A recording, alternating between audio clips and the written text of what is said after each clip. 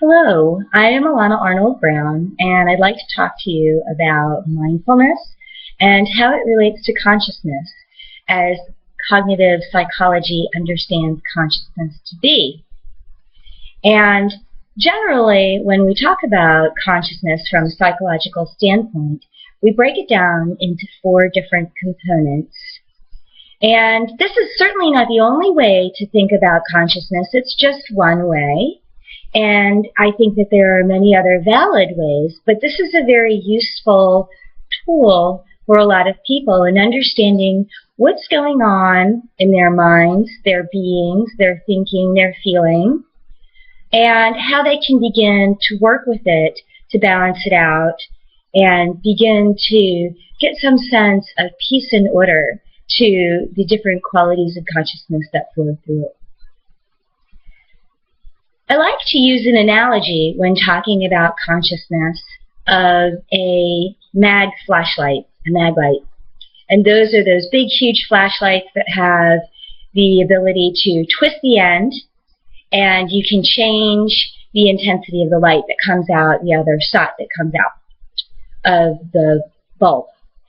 So just by twisting the light, the battery doesn't change, so the amount of power in the unit doesn't change. The light bulb isn't changing, so the amount of wattage is not changing, but you can control the diameter of that light field, and you can control the intensity of the light that comes out. And this pairs very nicely when we look at the 4 units of consciousness as defined by cognitive psychology. Those are awareness, attention, focus, and concentration. And so since some people are visual learners and auditory learners, and some people are experiential learners, they learn by doing, I've prepared a visual aid for you today.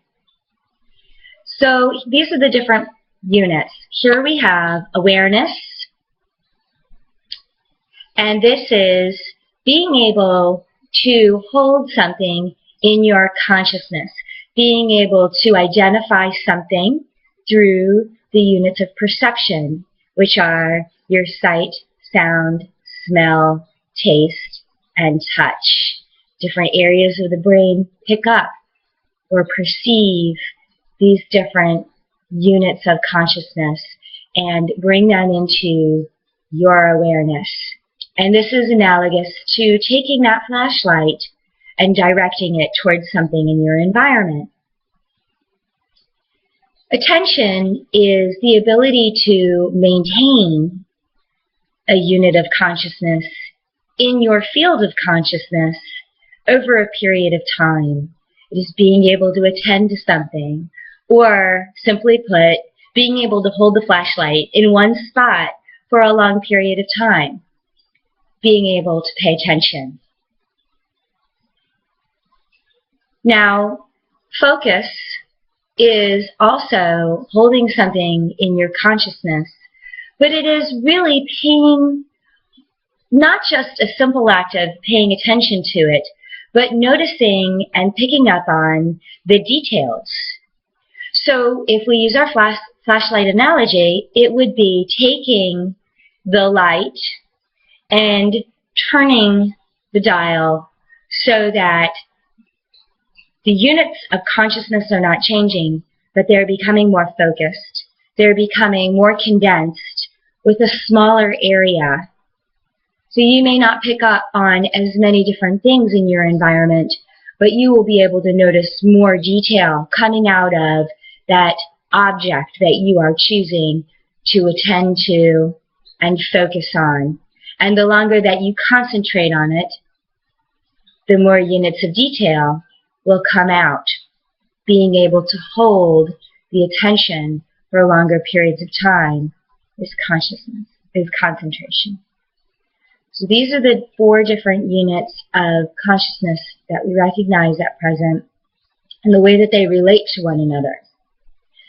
And so then, how does mindfulness fit into all of that? Well, it doesn't. It doesn't fit in to any one of those different discrete categorizations that I've identified. What it does is it fits outside. Mindfulness is being able to hold as many different units of data that your consciousness is capable of perceiving at any given time,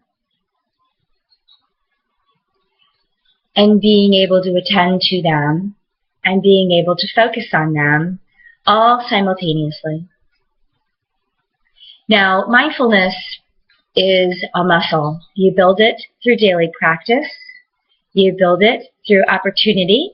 And fortunately for us, we have the moment-to-moment opportunities to choose to be mindful in our lives. So I thank you for taking this time to listen to these ideas, and have a mindful day.